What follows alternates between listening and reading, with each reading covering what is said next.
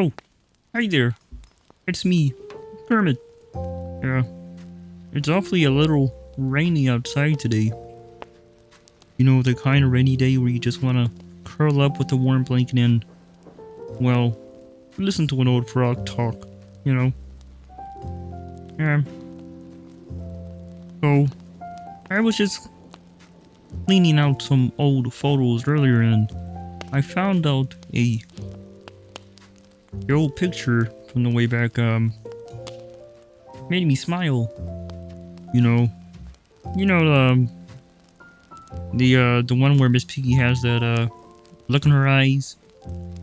Yeah, like she already knew something I didn't. Yeah. So, would you like to hear the story?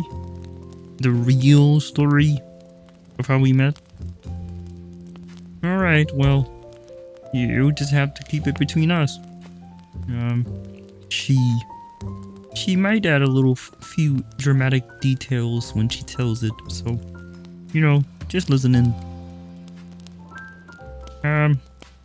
So it was a Tuesday. A very normal Tuesday. I was casting for a new variety show. Just a small theme, really. A little theater downtown. You know, it smelled like old wood and hope. You know, I'd see a dozen of acts that morning. You know, jugglers, tap dancing chickens, one guy who just whistled and cried. Yeah. And then she walked in.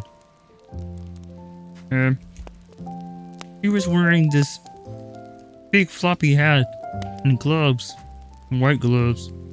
Like, she already knew she was the star. And I remember when I said, as clear as rain, next please. And then she looked right at me, like right through me. And she said, there is no next frog. There is only now. And I didn't know whether to be offended or impressed. So I just said, so, what's your act, miss? And then she flipped her hair, and I'm telling you, that hair flip alone could have powered a small city. Yeah. And then she said, Moi is the act. Yeah. So, I then asked her to sing something, like anything. So, she took a breath, and then she just launched into the Rainbow Connection. Yeah. But here's the thing. She wasn't great. Well, technically, she went sharp on the high notes, then held the low notes a bit too long. But there was this heart in it. This big, loud, unapologetic heart. And about halfway through, he forgot the words. He just froze in place. I thought she'd cry or walk out. But instead she pointed at me and she said, hey you, join me. And I said, I don't know the words either. And then she said, then make up something, green boy. So we did. We just made up the rest of the song together. You know, it was messy. It was loud. And at the end, she laughed. A real laugh. Not a stage laugh. Real. Yeah. And then I laughed too. Yeah. But in reality, I don't think I'd ever laughed like that before in my life. You know? It's been a while. And so, after the audition, she thanked me. Which, if you know, Piggy is rare.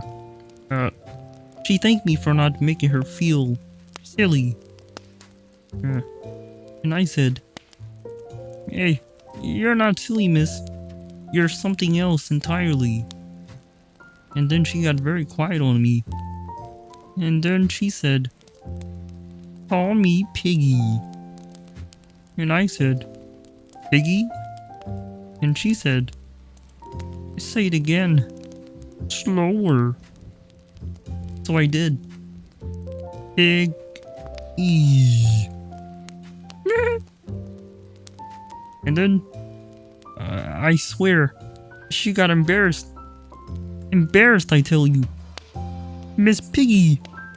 She knocked over the lamp with her hip and gave a little hi-ya, like she was karate chopping the air out of pure nerves. And so, I picked up the lamp. It was fine. But my heart, that little felt heart of mine, it wasn't fine. It was, well, quite hooked. So, yeah, that's how we met. Not with a grand romance, not with fireworks, just a rainy Tuesday, a forgotten song, and a broken lamp. She'll tell you like how she swept me off my feet, and, well, maybe she did. Just not the way she thinks. Sometimes, the best stories don't start with a bang. They start with two people making up the words as they go along. And,